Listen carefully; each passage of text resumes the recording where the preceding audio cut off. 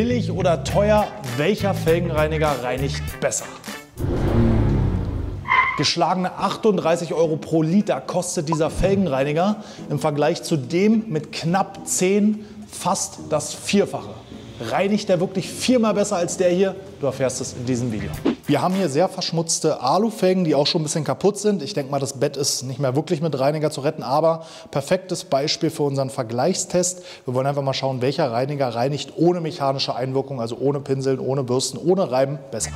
Die Ausgangssituation ist relativ klar. Wir haben 2 dreckige Felgen und wir haben einen Blindtest vorbereitet. Der liebe Mo hat mir die beiden Reiniger in 2 neutrale Sprühflaschen gefüllt, damit ich nicht weiß, welcher Reiniger wo drin ist, damit ich wirklich neutral rangehe und nicht denke, komm, der teure muss wirklich besser sein. Deswegen starten wir jetzt mit Testprodukt Nummer A auf Felge Nummer 1.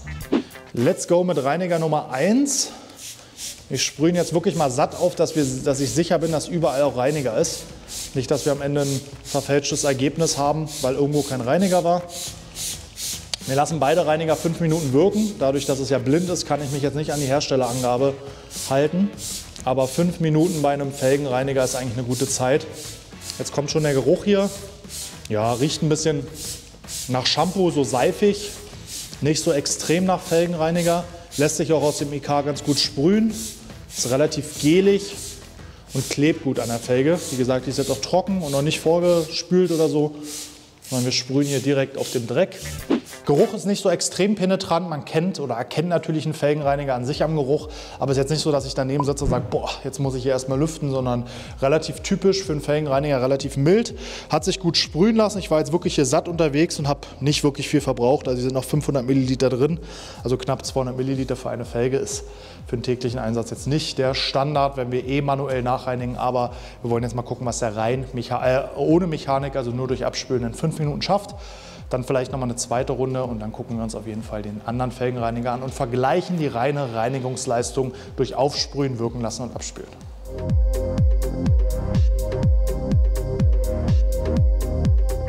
Der Farbumschlag ist auf jeden Fall sehr heftig, also sieht schon fast schön aus, ein bisschen nach Kunst. Extrem sattes Rot-Lila nach jetzt knapp 5 Minuten, also wir haben noch 20 Sekunden Zeit. Dann spülen wir mal ab und schauen mal, ob das nur Optik ist oder ob der wirklich so gut reinigt, wie es im ersten Moment scheint. Jetzt geht es ans Abspülen. Ich spüle direkt einfach mit dem Hochdruckreiniger ab und dann bewerten wir nach der ersten Reinigungsrunde mal das Reinigungsergebnis.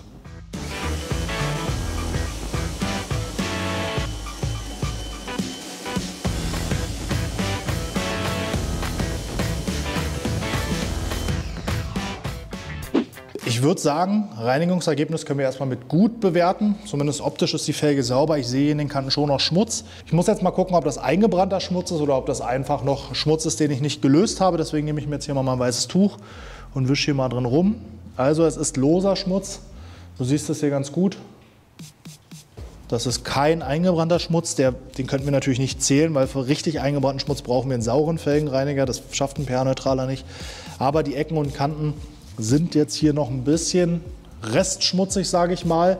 Ob das jetzt daran liegt, dass ich da mit dem Hochdruckreiniger nicht richtig rangekommen bin oder wir einfach noch einen Film drauf haben, sehen wir gleich. Wir machen noch eine zweite Runde, aber ich gucke jetzt erstmal auf der optisch sauberen Fläche, ob da auch noch sogenannter Traffic-Film, also so anhaftender Schmutz ist.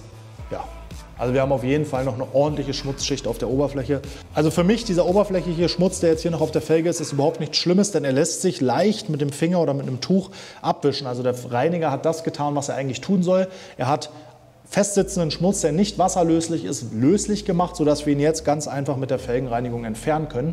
Wir wollen aber mal gucken, ob das vielleicht noch mehr geht, also touchless sich noch mehr Schmutz entfernen lässt. Geben ihm jetzt noch mal eine zweite Runde, 2 Minuten Wirkzeit und gucken mal, ob das Ergebnis dadurch verbessert wird. Eine zweite Runde, nicht mehr ganz so satt, einmal überall vernünftig benetzen. Ich möchte jetzt im Endeffekt einfach nur sehen, wie viel Flugrost, also Bremsstaub am Ende befindet sich noch auf der Felge. Haben wir einen Farbumschlag und haben wir ein besseres Reinigungsergebnis nach der zweiten Runde. Die Idee dafür liegt einfach oder besteht einfach darin, dass viele von euch vielleicht nicht ganz so verschmutzte Felgen reinigen, sondern eher Felgen, wenn sie so schmutzig sind wie jetzt nach der ersten Runde, Deswegen einfach mal schauen, ob hier vielleicht eine Touchless-Felgenwäsche möglich ist. Wir haben kaum noch Reaktion, das heißt kaum Farbumschlag. Und um das einzuordnen, der Farbumschlag entsteht, wenn der Reiniger Kontakt mit eisenhaltigem Schmutz hat, also in der Regel Bremsstaub auf einer Felge. Das heißt, wir haben tatsächlich in der ersten Runde fast den kompletten Bremsstaub entfernt, sonst würde der Reiniger hier weiter reagieren. Also hat er quasi das gemacht, was er machen kann, den Bremsstaub komplett entfernt. Wir haben keine weitere Reaktion, spülen jetzt nochmal ab und machen trotzdem nochmal den Sauberkeitscheck.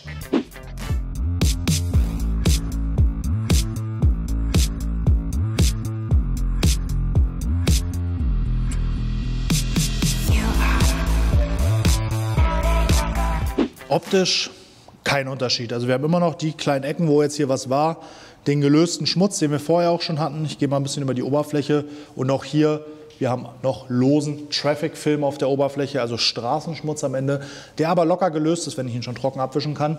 Auch wenn ich hier mal so ein bisschen mit dem Finger reibe, geht das alles weg. Also nach meiner Einschätzung hat der Reiniger auf jeden Fall erstmal das getan, was ein Felgenreiniger tun soll. Er soll Schmutz, den ich nicht einfach wasserlöslich machen kann oder runterrubbeln müsste, so löslich machen, dass ich ihn unkompliziert entfernen kann.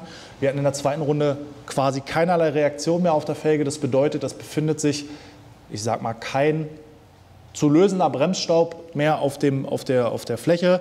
Deswegen würde ich sagen, allein für sich betrachtet ein guter Felgenreiniger. Ich weiß jetzt nicht, was er kostet. Ich weiß nicht, ob es der teure oder der billige war. Aber so wie er jetzt hier funktioniert hat, sage ich, so sollte ein Felgenreiniger sein.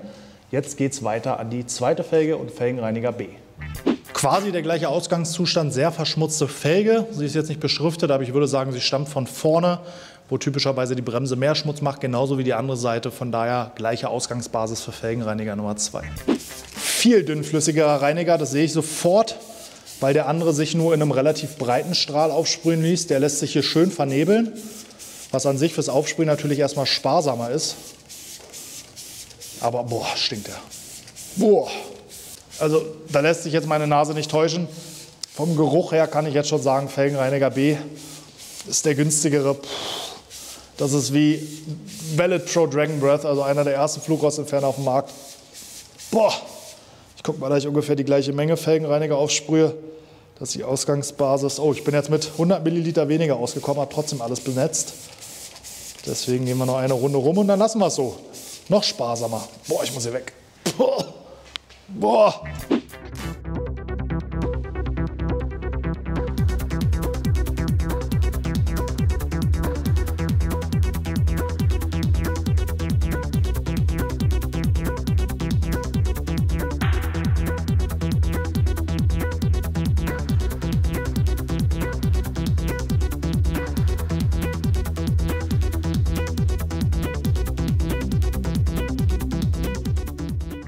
Also den Geruch ist man wirklich nicht mehr gewöhnt, da habe ich jetzt auch nicht mit gerechnet, das hat mich gerade ein bisschen aus dem Konzept gebracht. Unabhängig davon, wir haben gesehen, der Farbumschlag war bei weitem nicht so stark wie beim Reiniger Nummer 1 oder Reiniger A.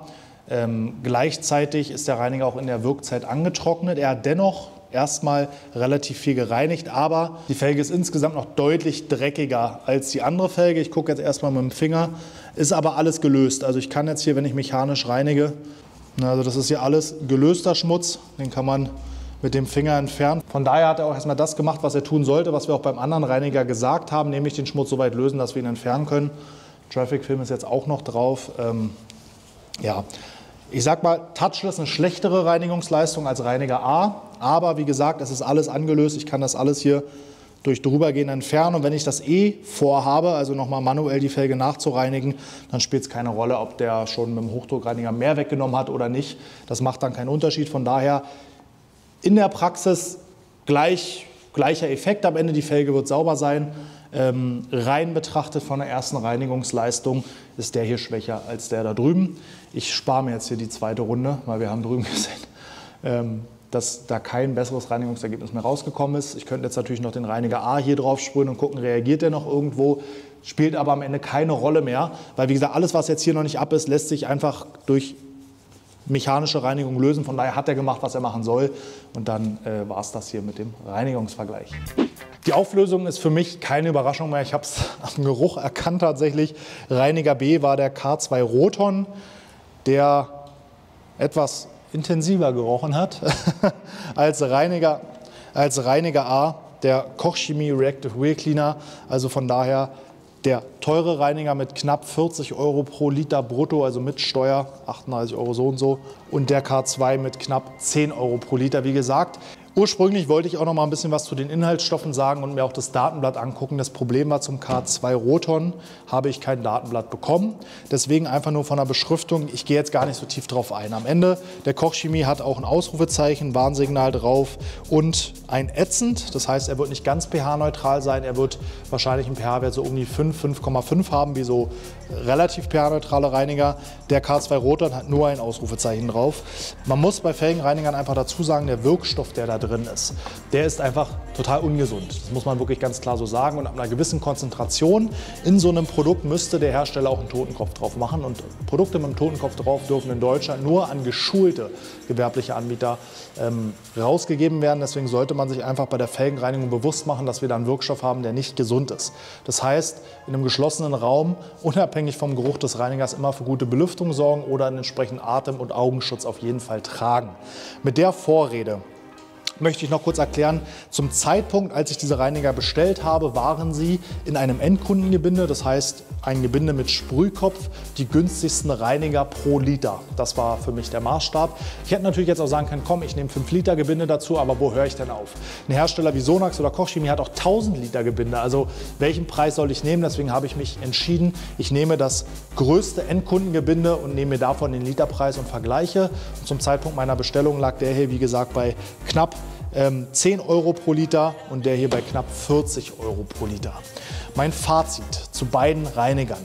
Reinigt der Kochchemie viermal so gut? Ist er viermal so gut wie der K2 Roton? Nein, definitiv nicht. Der K2 Roton macht, was er soll. Er löst den Schmutz, der nicht wasserlöslich ist, so an, dass du ihn danach mechanisch ganz einfach entfernen kannst. Der Kochchemie-Reiniger macht das Ganze auch. Er macht es noch einen Tick besser, aber deswegen nicht gleich viermal so gut, weil er sorgt auch nicht dafür, dass ich gar nicht mehr anfassen muss, sondern ich muss auch noch mal manuell nachreinigen und diesen losen Film entfernen. Da reicht nicht nur der Hochdruckreiniger, auch wenn die Felge optisch erstmal schön sauber war. Deswegen muss ich sagen, am Ende muss es jeder selber entscheiden. Mein eigenes Fazit in meiner Halle: nein, auf gar keinen Fall. Also auch wenn jetzt mein Atemweg nicht mehr gereizt ist, aber die ganze Halle stinkt nach diesem Reiniger. Also der hätte bei mir Hausverbot, selbst wenn er nur 1 Euro pro Liter kosten würde, weil dieser Geruch ist für mich einfach nicht mehr State of the Art. Das muss nicht sein und in einer geschlossenen Halle will ich das nicht bei 3, 4, 5 Wäschen am Tag haben. Von daher würde ich sagen, ja, mir persönlich wäre der Mehrpreis, ob es jetzt viermal so viel oder doppelt so viel ist, beim Kochchemie wäre es an sich wert. Aber runtergebrochen auf die Reinigungsleistung, also das, was ein Felgenreiniger eigentlich machen soll, kann ich durchaus sagen, machen beide einen guten Job. Sie erreichen beide jetzt hier und sind damit beide sehr gut. Und es gibt keinen krassen Unterschied zwischen billig versus teuer. Schreib mir gerne ein Feedback in die Kommentare, welche Erfahrungen du mit den Felgenreinigern gemacht hast, wenn du sie schon benutzt hast. Du findest die beiden oder alle verwendeten Produkte inklusive Sprühflasche unten in der Videobeschreibung. Denke auch an den Gutscheincode, um noch ein paar Euro bei der Bestellung zu sparen. Dann wird der Literpreis noch günstiger. Danke fürs Zuschauen. Schreib mir gerne ein Feedback zum Video in die Kommentare. Schreib mir gerne, wie dir das neue Format gefällt. Abonniere den Kanal und drück die Glocke, um kein Video zu verpassen. Wir sehen uns beim nächsten Mal. Hau rein!